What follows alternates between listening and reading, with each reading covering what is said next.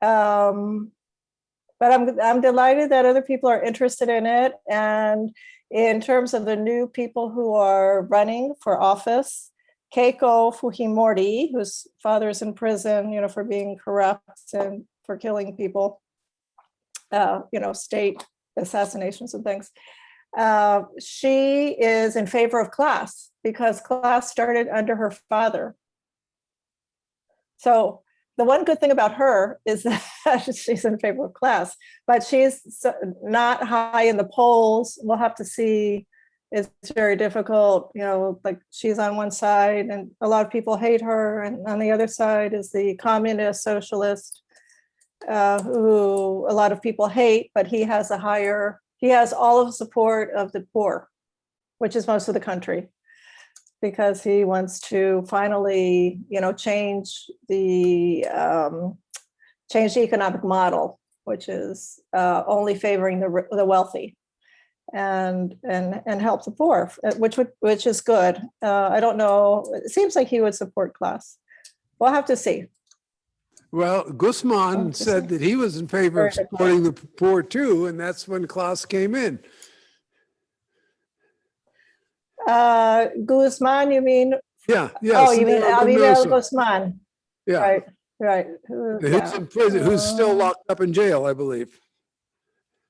Yeah, he's still in jail. Unfortunately, he killed too many people to have any credibility. But also the military killed a lot of people in that also, and a lot of those people were Fujimori military people. So it's just too complicated, and there's really no good outcome. Yeah. So a lot of people are trying to sell their cars, their apartments, their houses, take their money out of the bank, and try to move to the United States. Well, right now we're in a very difficult situation.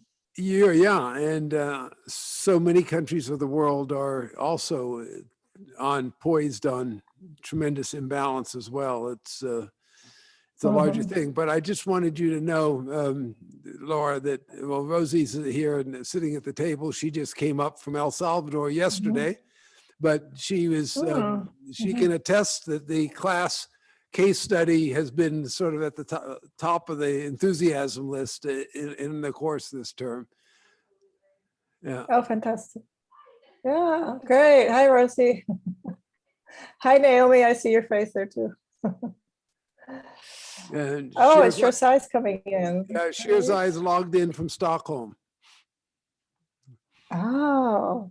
Yeah. Yes. Good. Yes, good afternoon and good morning.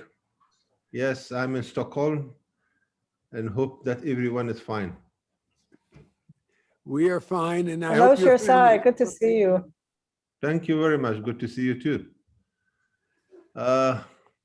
We had a bad weekend. Well, weeks. I think the last 3 days. We were near to close our office in Lagman because the Taliban was attacked in our two target area, that was Halisheng and Nalangar. You may know, Daniel, we have signed a new contract for wheat value change project with WFP for 10-month project with about $350,000 projects, that the creation of farmer unions, empowerment of farmer unions, providing with agriculture tools, machinery, tractors, seed, women empowerment, I think receive with livestock. But unfortunately, the Taliban wants to capture at least 10 provinces till withdrawing of the US, and they want to close the main highway to Kabul in order to create economic pressures to the government. But I think they captured 3 districts, Daulatabad, Ali Shengalengor, which was our program area, and they were attacked on the provincial governor office. So we created contingency plans, and then we were near to close the office and transfer the asset to other provinces. But anyway, the new troops came, and the Taliban right now withdrawal from the cities as well as from the districts. So it means in our target area in Wardak is also, I think in Wardak, a lot of big bases, military base, which was occupied before by Americans. that base was also captured by the Taliban. So our operation is going, but it's not very well because we have something like 7,000 beneficiaries in these provinces in order to provide them with the cash and money. So fortunately, all our staff is right now fine, but this was just a small update to you, Daniel. We appreciate it. Several more people have joined, so they had a chance to listen in, and there are a few more people joining here at the table. I'll make some introductions shortly, but Shirzai, please know that around the world, the Future Generations team is especially mindful of the challenges that are going on in Afghanistan. I would personally like to congratulate you. I think it has been 3.5 years now, and you have had no fatalities on your team that is more than 700 people. This is truly an extraordinary achievement to have 0 fatalities in 3.5 years, given the difficulties that you have on your team. And of course, at the same time, you've had COVID without any government services to support you. You've had a famine, you've had IDPs, and you've had additionally a dysfunctional government. So that you've been able to continue the Future Generations Afghanistan program under these circumstances. Shirzai, I think all of us who are here would like to just thank you for being a member of the Future Generations team, recognizing the challenges that you are dealing with, which are some of the most extreme in the world. It is time, however, to start the program. We've been getting strong attendance on the recording sessions when people can't make the session, the live session itself. We've had several trustees who this morning contacted us with specific regrets that they're missing this presentation, Laura. But I do want to welcome you to this presentation. But we have here sitting in the World Room, let me see, we've got I think, Shannon, if you could spin the camera around so everybody can wave at the international team. As the camera comes by, say your name and wave. Just so that we can all see each other. It is huge fun. This is the first time in over a year when we've all been together here in North Mountain. It's just fantastic. We all are double vaccinated here. And it's just super duper to be back together. But as you can see, we're still masking and being careful, even though we are double vaccinated. So there are several others that are involved that are logged in from a distance. I won't take more time beyond saying Laura has been part of the Future Generations team long before the university and has done spectacular work. And those of us got in here early, she was summarizing the fact that CLASS is one of the few institutions in Peru that is still functioning, and despite the political and the health catastrophes and dysfunction that's happening.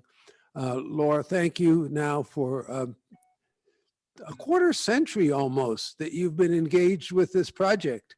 You know, it's been a long time we've been working together. And I just want to welcome you and salute your achievements. They've been extraordinary. And to my mind, the fact that they endure and the class thrives now is a tribute to your leadership. But I'm turning it over to you. Thank you so very much. Well, thank you, Daniel. Can you all hear me? Good. Actually, yes, everything that Daniel said about CLASS is fairly true. I wouldn't say it's working at full guns. It's not. But the Ministry of Health has restarted giving some support to CLASS. And it turns out that they're the ones that have money in their own accounts that have been able to buy oxygen and PPE and different things for the pandemic. And so they've once again shown that they're able to do better than a normal non-CLASS health facility. But what I'm going to present today actually is more on the line of what we've been working on, not in the last 25 years, but I'd say in the last 19 years, which is along parallel to the CLASS program also includes class, but not focused on class, more focused on how class can work in the community and improve community health, actually, because class is more of a management model of community participation in managing finances, managing human resources. And those capabilities of the class are contribute to a more of a possibility of working in the community with community health workers and financing health promotion through the health facility, which is not being done when it's not a class. And so this has been our parallel effort to class to help build a better model for primary health care that is supported by class. And the last piece of this has been added onto this, which is using a new method for training community health workers to make the community health workers more effective than they have been. And this is useful around the world because community health workers are now a big push by the World Health Organization. Countries are realizing that they need community health workers. They're starting to put in community health worker programs. So there's kind of a big boom on community health workers, but nobody has looked at how we train community health workers. And community health workers are still being criticized for not being very effective. But our study has tried to show, in fact, that it matters how you train them. You can get a better community health worker, which makes perfect sense. You know, you just can't train a community health worker like you do a nurse or a doctor with medical terminology. So let me share my screen. If I can.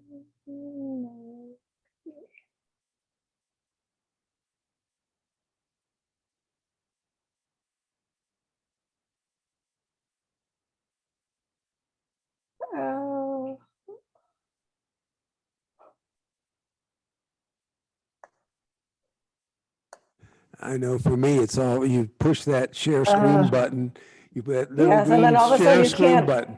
you can't find it, right? Okay, hold Yeah, on. and then you have two screens open and you're trying to find the right one. Right, We've all okay, been I there got in it. this world of I got Zoom. it. Yeah. Okay, I think I got it now. There it is. Okay, sorry about that. Okay, so the title of this presentation is "Does It Matter How We Train Community Health Workers?" Cluster CRCT, which is a cluster randomized control trial to test a new training method's impact on child stunting in Peru.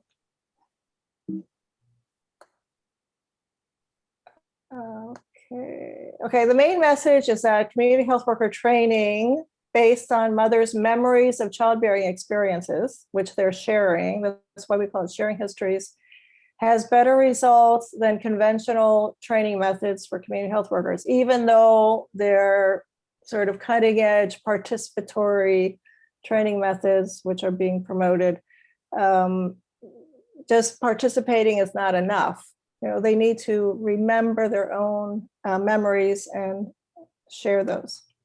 So this is dedicated to Carl Taylor, who we all know and love, and who first identified pregnancy histories as a method to empower women. That is a photo, by the way, that I took of him, of Carl Taylor in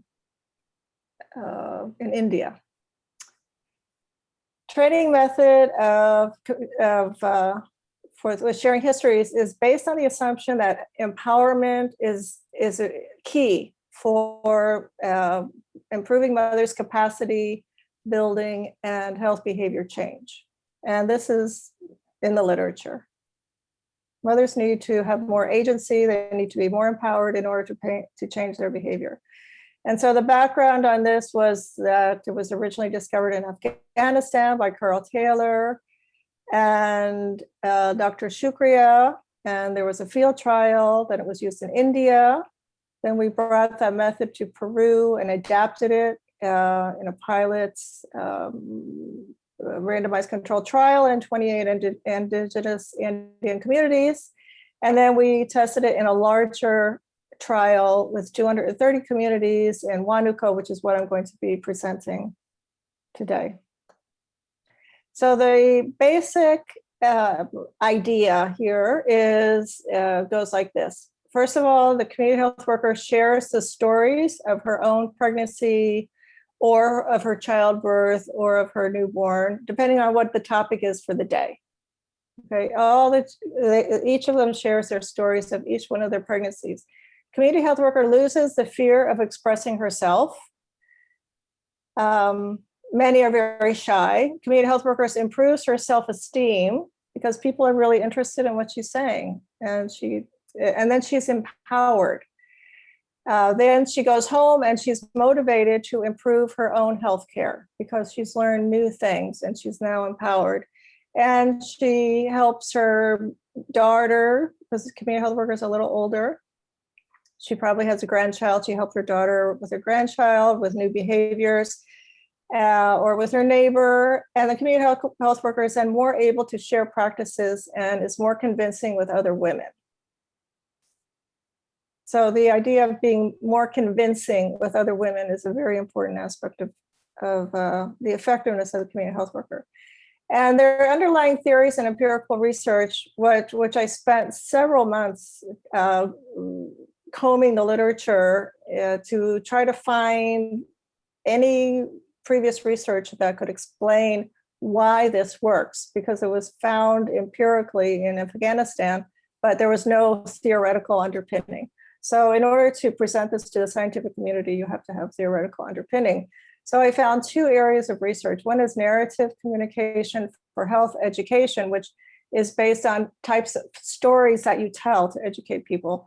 And there's 5 types of stories: official, inventive stories, culturally common stories, but then there's firsthand experiential stories and secondhand experiential stories, which are related to sharing histories.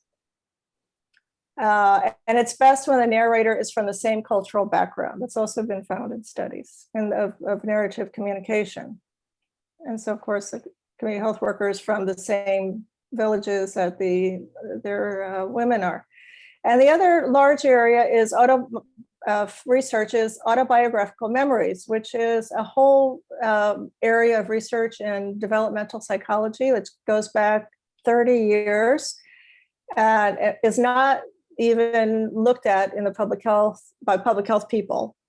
But somehow I stumbled onto this area. There are journals called about memory research.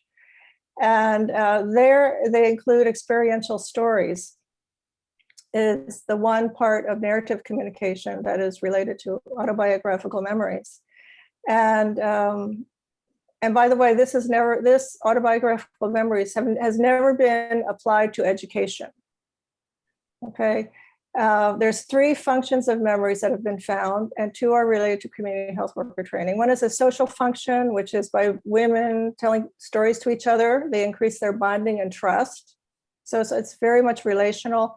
And the directive function of memories is that memory recall affects future behavior. You know, if somebody asks me to remember something, it's more likely that in the future I'm going to do something different.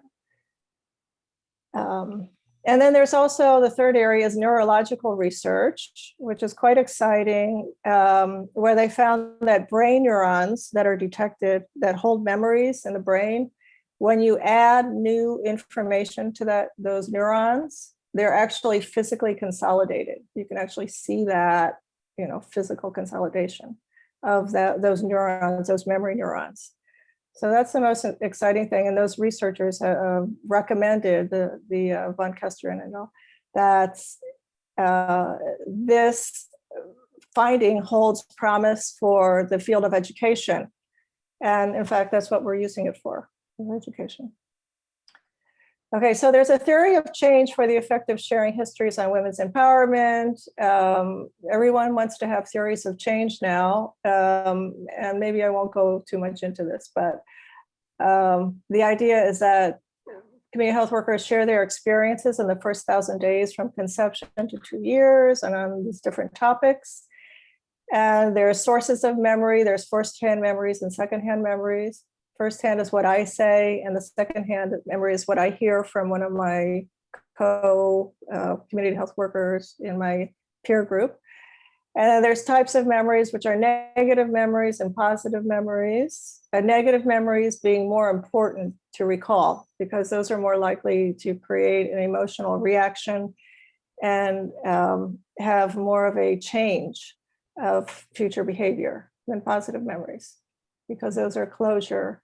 Those are already closed and don't have so much effect on us. Then you have directive function and social function. And then you have a training intervention where you have a facilitated discussion of the memories and identify them as positive or negative behaviors that women have had. And then you get out the key practices, okay, discussion in relation to key practices, which are, on these flip charts that we have, where we have the key practices. And then we discuss those in relation to memories. And then so you have levels of effect in the individual effect and group effect, new social norms of behavior among the community health workers themselves. And then you have empowerment as an outcome. So the theory of change goes that you share histories, and you have this facilitated intervention with flip charts and teaching manuals. We also have teaching manuals going along with each flip chart. And the community health workers are empowered, improve their own capabilities. Then they go and visit mothers, and they ask mothers to share their histories, and they use the flip charts and monitoring tools. And the mothers themselves become empowered and improve their capabilities, change behaviors. And at the end, you get reduced stunting in children from the change behaviors of the mothers. So that's the theory of change. Okay. Need to strengthen primary health care is evident in Peru and probably in most countries. Primary health care is one of the last areas to be invested in. Okay, and also development of the overall intervention model. By Future Generations Peru, we started in 2002 with a pilot project in class Las Mordas, which Daniel probably remembers the name of that class, Las Mordas.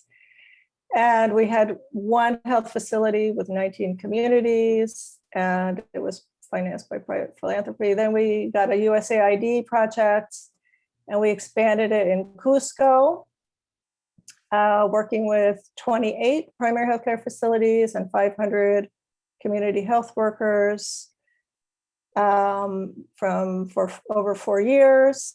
And this was for the basic model that did not include, it was a basic primary healthcare model with community health workers. And then in 2010, we got a small grant from Gates Foundation to adapt the sharing histories method from Afghanistan and India to Peru, and we adapted that in a small trial in 28 communities with 75 community health workers. And then we expanded it to a larger project, which I'm going to be presenting now, with 500 community health workers and 28 primary healthcare workers, where we had used the entire model, adding into the sharing histories and dividing them into two groups, one group with sharing histories and the other not. So the basic model, just to give you a background on that, had two basic areas. This is the larger model for primary healthcare. We developed innovations over this period of years, testing and seeing what works with the community, what they like, what they don't like. Human resources for health promotion, and a modular training program. So the human resources were mostly based in the community with community health workers and community supervisors. This was a new element that we introduced, having learned from other country experience. And this is supported by the municipality. They get a small stipend to supervise about 15 or 20 community health workers each. And then you have a trainer who we train, and you have regular staff. The trainer is part of the regular staff. And then you have community health worker roles, and like Future Generations is always talking about, you need to assign roles and responsibilities at every level. Well, we had a very strong focus on identifying specific tasks for the community health worker. And okay, now these are functions, the 5 functions.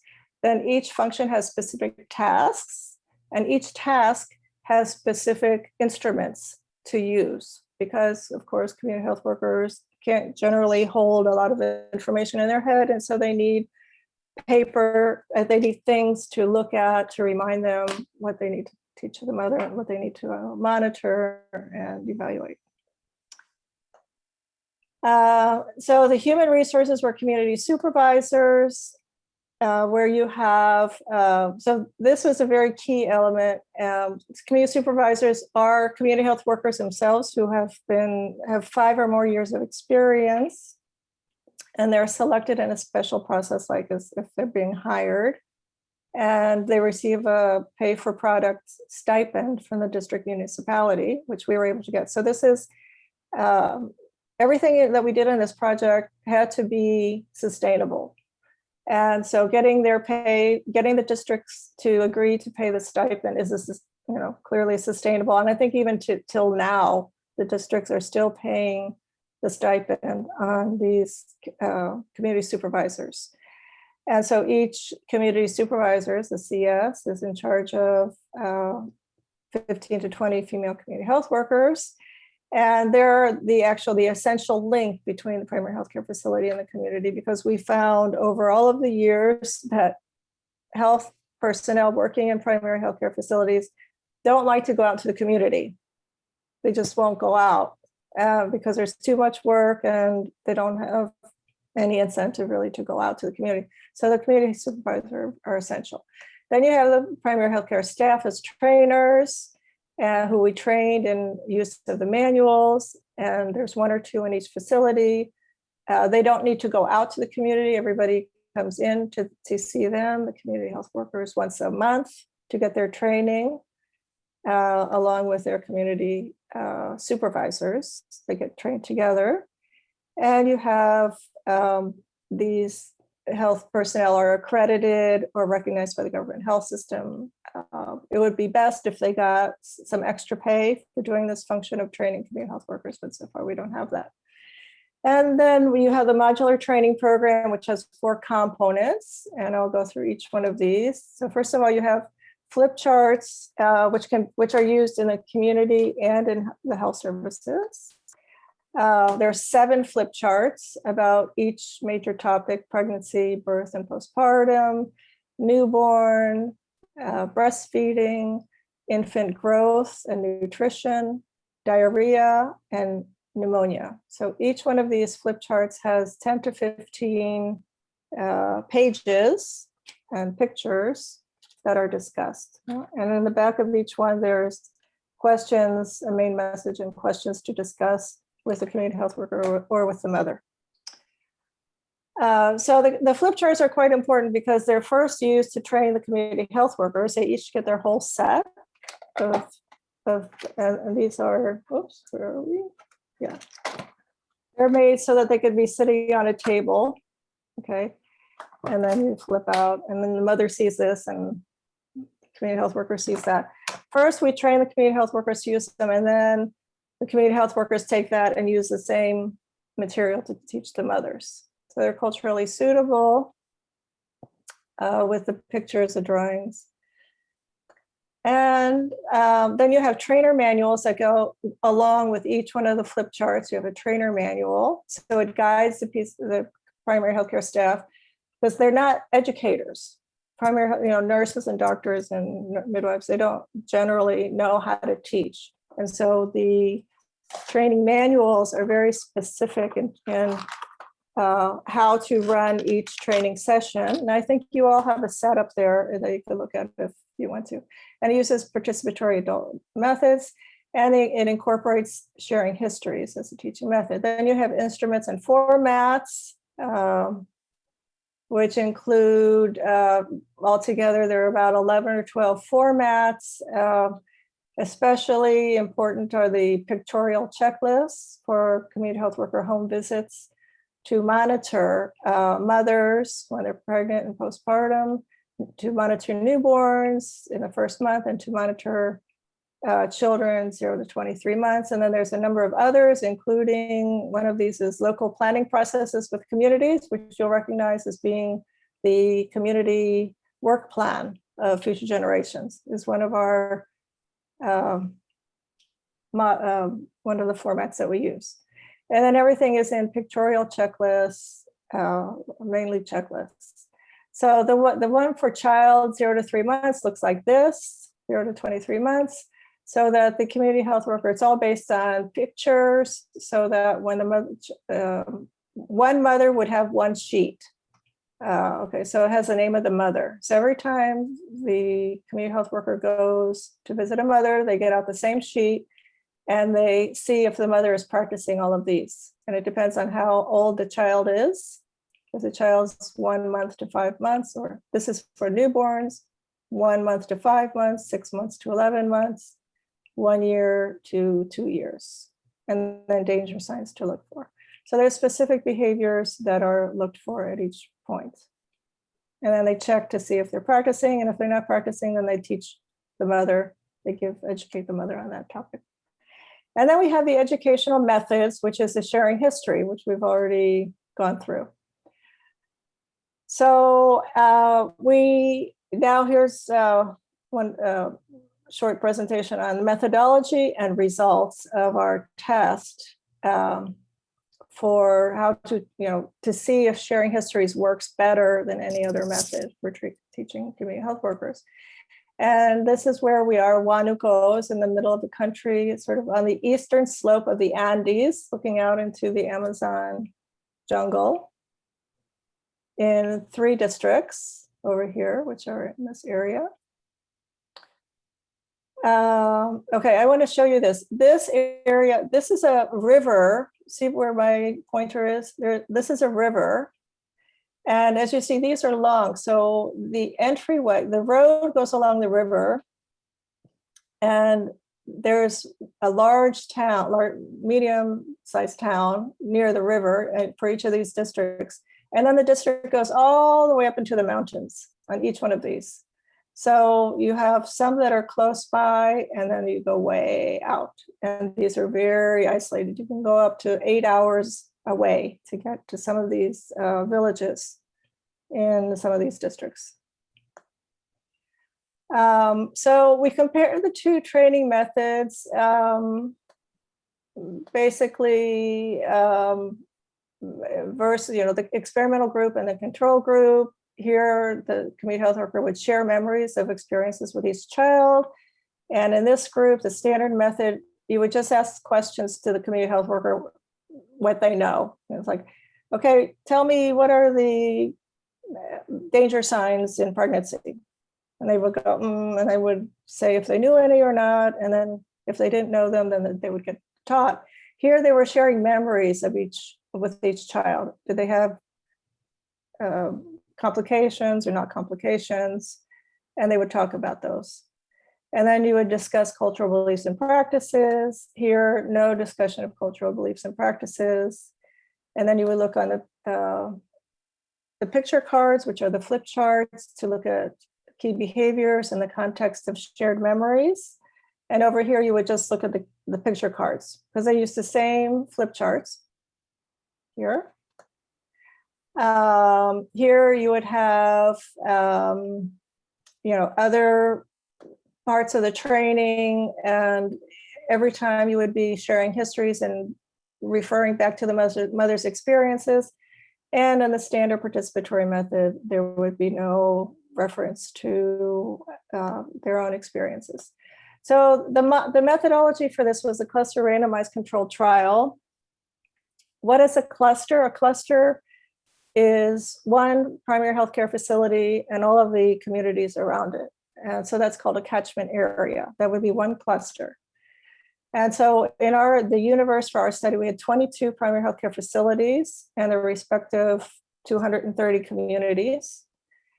And the way we do this, which I'm going to show you briefly, is that of those 22 primary healthcare facilities, we matched the clusters into pairs based on the classification or the category of the primary healthcare facility, or how big it is, so from a very small health post with 1 or 2 staff to a very larger level 3, which has 2 doctors or 3 doctors and maybe 36 staff, and the distance from the district capital. So we would match them, and then you would randomize. So you'd have pairs, and you flip a coin, and one goes experimental, and one goes control. So what does this actually look like in the field? As I showed you, you have a river going along by these districts. You have a district capital close by the river, and these are 2 districts. So imagine this would be a valley. This is one valley going up, and over here you have another valley going up this way. And they're divided by a mountain in the middle. And these is also divided by mountains. And you have in the district capital, you have a level 3 facility. And as you go out, you have a level 1 facility that are very small, that are much farther away. So you start matching them. How can you match them? Okay, first of all, so you match by distance by type of facility and the distance to the district capital. So this one would be a cluster, say an A1 cluster, and then you would match that with this A1 cluster over in this other valley. Okay. And then maybe you'd select this one as a B1 cluster and match that with a B2 cluster, B1, B2. Okay. Then you would have a C1, and then you'd have to go over to this other valley and match it over here. And then you would have a small F1, small health facility, D1, and match it with one over here. And successively, you would be matching all of your health facility catchment areas.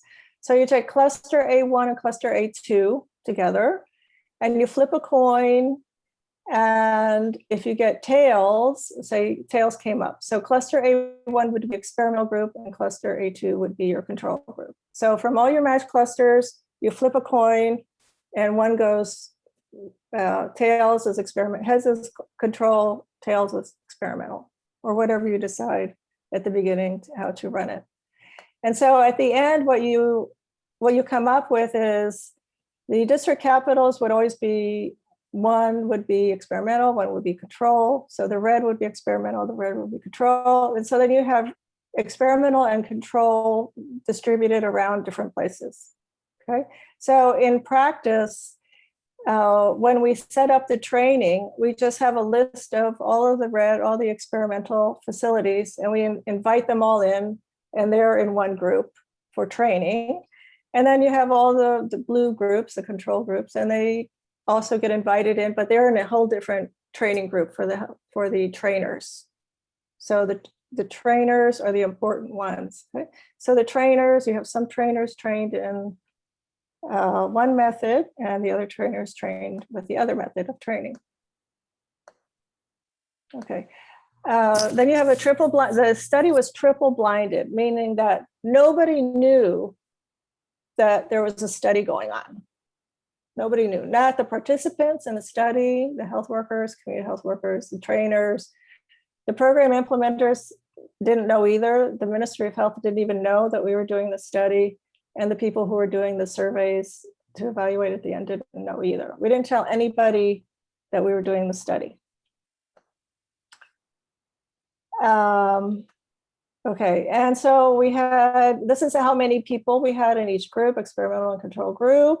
You know, it was not a huge trial, but it was not that small either. So about 22,000 pregnant women and mothers of children under age 2 in each group, 180 communities, actually I said 230, but I won't go into that, 90 and 90. And there was one area that we worked in that we didn't include. And 500 community health workers. Okay. And so comparison of groups, because we actually did the whole primary health care model in both groups. We trained trainers, we had monthly workshops, we gave flip charts to everybody. They did monthly visits to all the pregnant women. We did health system strengthening, a whole battery of things that we did with health services. Also, we worked with local government and we worked with community committees, class. We did all of that exactly the same in both experimental and control areas. The only thing that was different was how the method that we used to train trainers, community health workers, and community supervisors was the only thing different. Okay, so this was our cluster randomized controlled trial. And to evaluate how we did baseline studies, midterm and final evaluations, household surveys with 600 cases, divided half and half between the two groups. And we also did qualitative studies to understand more what we were doing and what was happening in the field, and to get people's opinions. We also did learning assessments, which I have results on, pre and post tests, and a lot of data, in-depth interviews, and these were done to triangulate with the other quantitative with these studies that we did. Okay, so here's some result of the intervention or the experimental and the control trainers. This is opinion of 52 trainers on the effectiveness. So here we have better results from the intervention group. They all liked it better. The intervention group liked the method better than the control group in general. And then to show you some results from the surveys that we did, which had baseline and final. I'm not going to present the intermediate results. So looking at meal frequency, which is a World Health Organization indicator of how many meals a day do children eat. And this is a WHO standard, and there's a minimum number of meals by child age that a child should be eating. And so there are certain questions in the survey that can give you this, help you figure out this, calculate this indicator.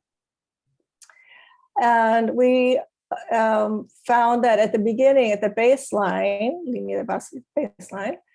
there is differences by maternal education, which I'm always, just as a personal thing, I always analyze my data by level of maternal education, which is looking at to tease out what is the equity, because better educated mothers always do better than less educated mothers, obviously, right? So you can't put them all in the same group. But so there were differences at the beginning in all of the indicators. But at the end, we could see that even the illiterate mothers, analphabeta mothers, were doing quite well in feeding their children in both groups, only almost significantly better in the experimental group. Okay, I mean, this is amazing increase. That means that even in our control group, we did a great job, right? But we did actually a better job in the experimental group. Okay, here's another one, consumption of iron-rich foods.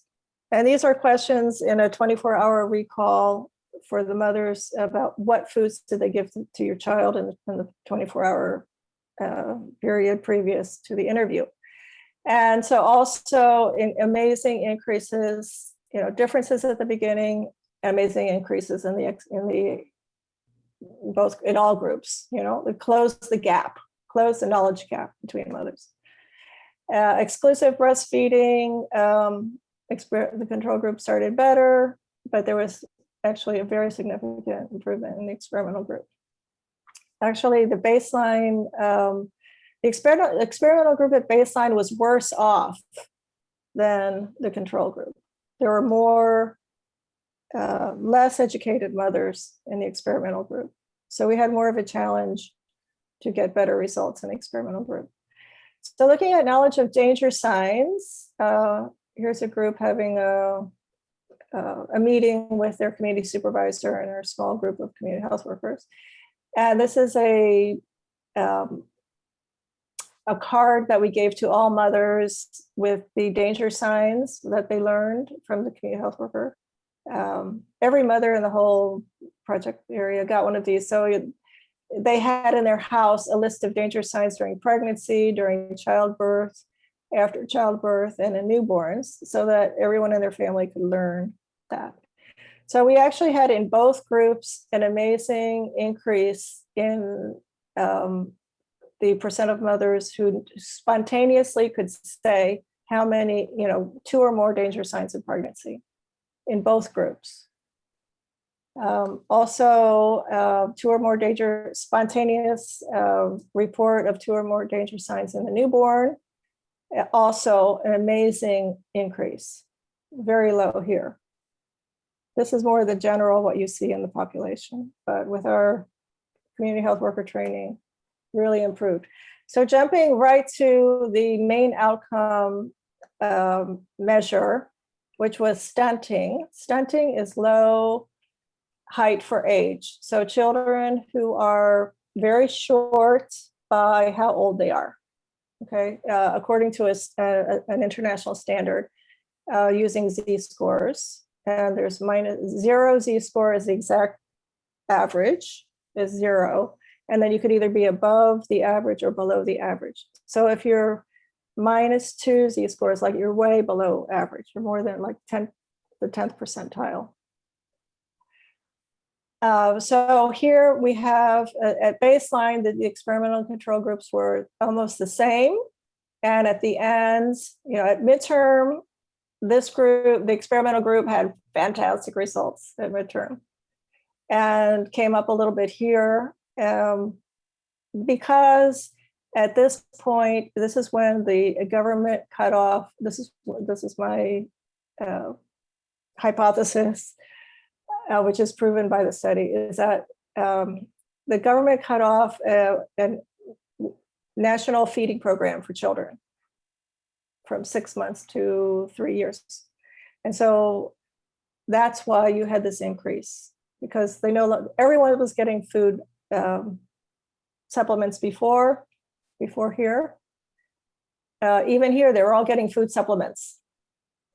But with the educational model, there were other variables that were but then they no longer had food supplements, so they came back up. This group didn't change at all, and it's possible that they would have changed, but they didn't have food supplements, so that they stayed plateau. And then we have, these are two graphs showing all together. These are women who were visited by community health workers. The experimental group, it decreased the stunting in their children.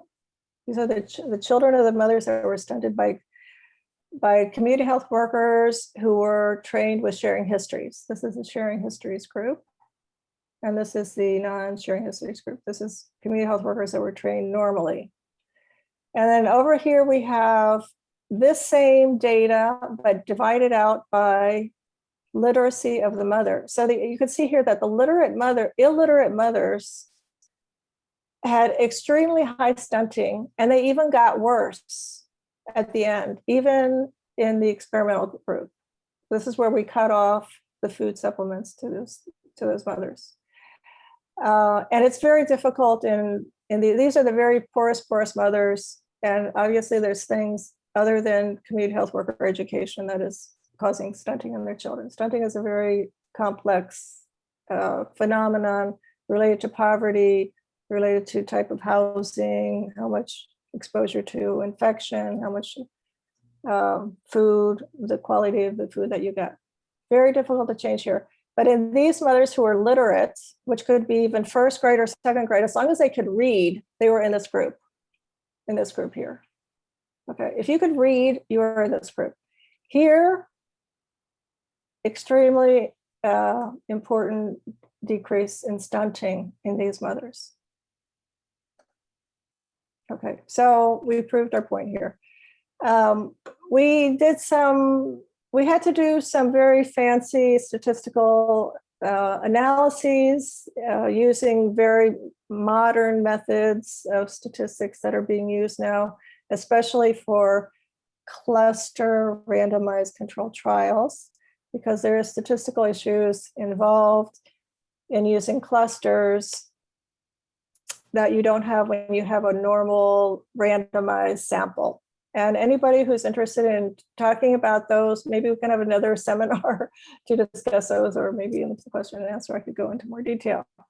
But in the difference in differences analysis, we found that the experimental clusters, this is what we found, are the solid lines in the experimental control groups.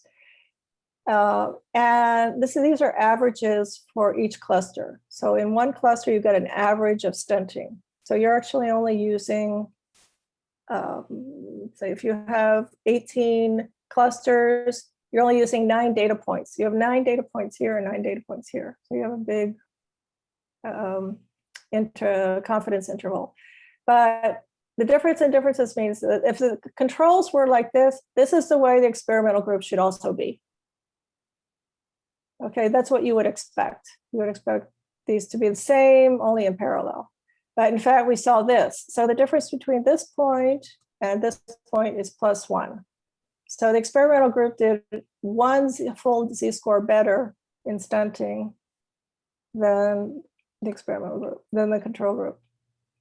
And then we also used generalized estimating equations, so you can control for the clusters. And also found, the main thing that you want to look at here is the interaction between the experimental group and maternal literacy, which means that in the experimental group, mothers who were literate had a different effect than mothers who were not literate. So with the mothers who are literate, you have a significant at 0.00, less than 0.00 significance for the experimental training group. Okay, and then you also have some other factors that were important, which is the micronutrients given to child, improved cook stove, and parasite treatment were also mainly significant here. So final observations, how we train does matter. Mother's memories serve as a raw material on which to build the training. And that the functions of memories are relevant for community health worker training. And the last one, I can't really read it here. And that community health workers become better teachers when they can help mothers build on their own memories. And also, we have to think about the importance of sharing histories for healthcare staff who are not normally trainers. And sharing histories for them is very easy to learn. And especially it helps them learn the local cultural practices, because health, at least in Peru, and I think many places, health staff, like primary healthcare staff, aren't generally from the area. They come from the city and they're in the rural area for a period of time, and then they go back and they don't really know what's going on with cultural practices. So by listening to the shared histories, they learn the cultural practices and they're able to teach the community health workers based on those local practices. Which helps because in social and behavior change methods, everyone wants to do very long-term anthropological studies on what are the local cultural practices, and then write up these big reports and design these behavior change models. But that all takes a huge amount of time. And this is a way, sharing histories, you go straight to being able to understand the cultural practices in an area. And that community health workers need job aids, both the flip charts, the checklists, the referral slips, community birth plan. And so we think that community health workers can, maybe if they can't help the women who are most illiterate, they can help a very large portion of women who are what we call the low-hanging fruit of mothers who are educated, but they still have a lot of traditional beliefs. And for their behaviors, for what they feed their children and how they react to different things related to health. And you could reach them and change their behaviors and help and reduce child stunting very quickly in those groups. And if you're illiterate, you need additional structural interventions, obviously with economic interventions, improving, reducing poverty. And these are 2 publications that we have that came out of this. And this model that we have also has won probably about 11 awards since 2005. Awards for quality and best experiences, good practices in public management. The last one was in 2013. We won first place in the category of maternal infant nutrition. With the consortium was the regional governments, all the class, the municipalities, and Future Generations. So we won this award, and we had a video made of it, which I think is on the website. Okay. Sorry if I took too long. Laura, the presentation is not too long. It's spectacular, and you are ending it promptly on schedule. I think, first of all, just a round of applause, folks. I mean, just really extraordinary. Makes me very proud, Laura, to be part of this project. And frankly, let me just say that I know my father would be very proud to see where you've taken these ideas. And I'm sure that it's also Mr. Shirzai is pleased to see what ideas that began in Afghanistan, how they've been developed and further utilized by you. And we'll have some questions in a moment. But I just want to jump in and make 2 observations. There's a structural difference here between this project and most other health work. And the structural difference is it's engaged in a partnership with mothers, treating mothers as co-providers along with the health system. Okay, this represents what Future Generations does, where we're walking in partnership with the people in the communities. Okay, and the results that Laura has shown through an extremely rigorous scientific trial have shown that it works better. Now, for those of us at Future Generations, we're not all that surprised, but it sure is nice, Laura, to get the pat on the back of your good, rigorous science in support of the basic premise of community-based work rather than service delivery outside of the community, or as where the community is considered the target. That's my first point. My second point is the one that you mentioned about learning. Okay, improving health, as demonstrated through this project, is realized, health improvements are realized through people's learning rather than through technological delivery. That is not to say that technological delivery is not important, but when the institution is a university whose core method is that of learning, what you have said, it validates our institutional structure, and it validates our core dynamic of how we believe change extends and goes to scale. And it is no surprise, once again, to all of us. That's why we're here.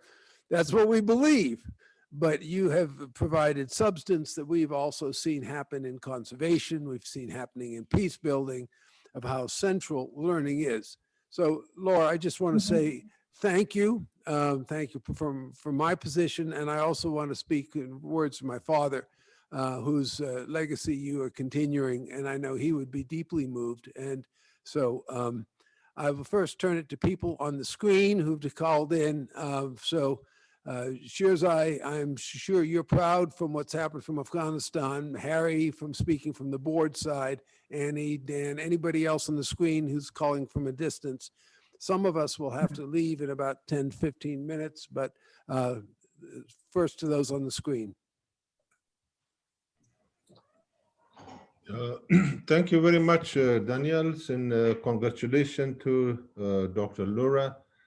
really, she made a lot of initiative in the programs, though our context was a little bit different because we were also included indicator for women empowerment, because in Afghanistan, on the situation which we implemented the program, there was no proper government and there was no proper health facilities. And I think you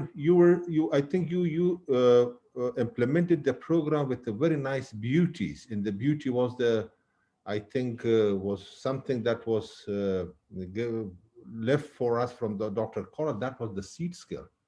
I think whenever I joined the Future Generation, when I contacted with my donors, they were not so much satisfied with the seed skill and they were not convinced. But today, I think they are very much convinced and they are telling me actually Future Generation has a very good beauty. The beauty of the Future Generation is the seed skill. Thank you very much. And I'm very much congratulations to you. And I think you have made a lot of initiative, and I hope that one day we will get back from you this all new things that you have brought to this intervention, and we will replicate it in Afghanistan. Thank you very much.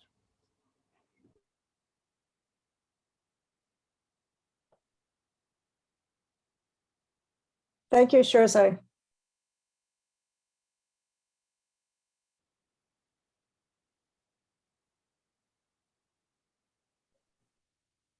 Are there any comments from here in the room? And if those, to add to this? Yeah, Rosie, please, grab a mic. Hi, Laura.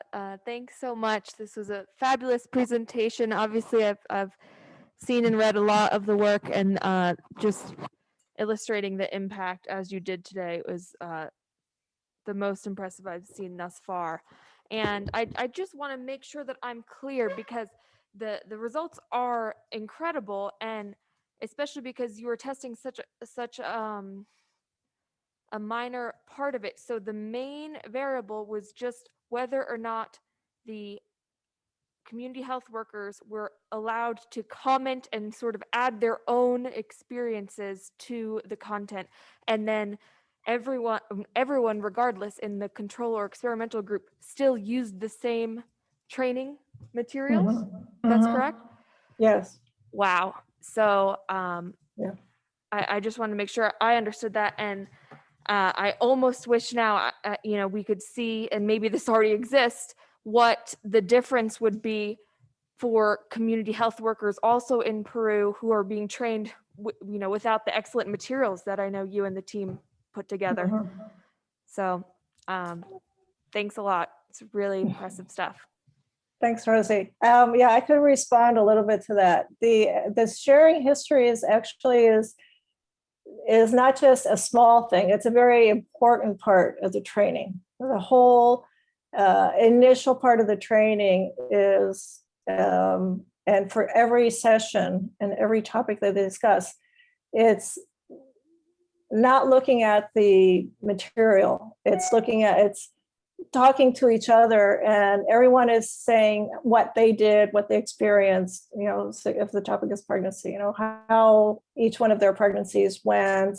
And we have a guide at the back of we have a format for the histories for each child, and then a series of questions to help the facilitator sort of dig out the information from each community health worker about, what happened.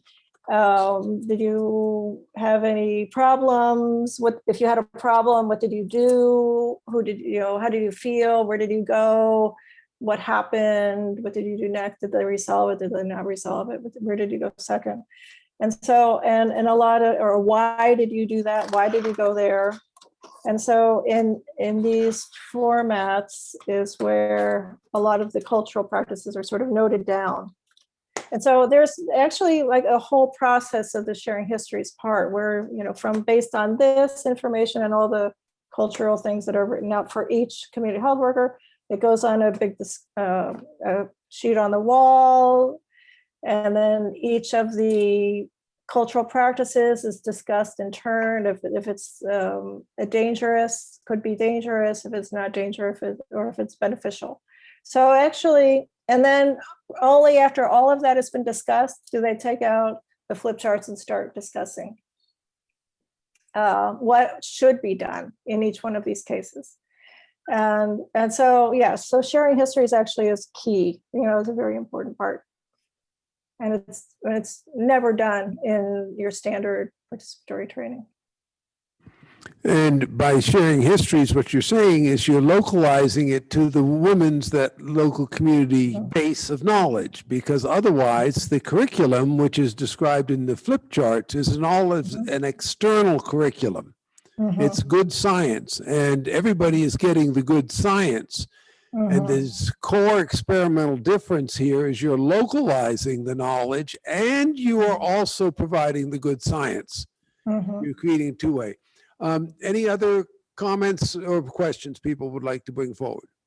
Just I would like to add, Daniel, here is, I think the purpose or the main goal of this project in Afghanistan was to empower the communities in the area which there is no health facilities, or there's very limited health facility in that. In that case, we want to empower the communities, or create a community health worker in order to assist the community themselves and empower the mother to come in. In that case, the women, the history, the pregnancy history was the backbone of the program, because local knowledge was there, and that is what the C skill says, build on success. What was the success? Success was the local knowledge. There is no doctors, there is no health facilities, there is no other facilities in that case. So our main goal was, how can we empower the community to help themselves? So when I was in Peru and see your target area, Dr. Laura, I saw there was a lot of health facilities. So what was the main goal here? Why there was health facilities, and there was technological training, and there was a lot of other issues. Why you created this type of program, and what was the reason for that program? Thank you. Okay, well, that's a very good question. And first of all, to say that the model needs to be adapted to each area. So if we took this model and used what we learned here and took it back to Afghanistan to apply, what we learned there, it would take on a different form. It would be different because of your lack of health facilities. That would make a big difference in how you actually ran the thing. But here we do have health facilities, even though a lot of the population lives quite far away. We still have that distance barrier. But more than distance barrier, you also have a cultural barrier, very strong cultural barrier to health facilities, because the facilities are not perceived as giving good quality care. Peru has not invested in their primary healthcare facility. And the people also, the health workers treat the people badly. They treat mothers badly. There's a lot of disrespect and abuse of patients. And so there's very little trust and confidence on both sides, of the mothers to the health facility. So when you have the community health workers working with the trainers, you're building a link with the health facility of that trust. And those community health workers that now trust the community health facility more can take that and convince mothers that they build trust with the mothers. And then that trust helps them take mothers to the facility when they need it, when it's very essential. That would save their life. Same thing in Afghanistan, and that is why we create a women empowerment indicators, because of the cultural restrictions. Thank you very much. Yes. Mm-hmm. Well, we are at time, folks. So I will call the time. We're 5 minutes over. But once again, I think that's a great point to end on, which is the one of trust of mothers. I think the whole world will be a lot better off if we learn to trust mothers. But anyway, Laura, a round of applause. Thank you so much from all of us here. Thank you. Good to see everybody. And this will be, we are making a YouTube of this, and I'm sure it will be watched again. So thank you again. Oh, fantastic. Bye-bye. Hope to see you all soon.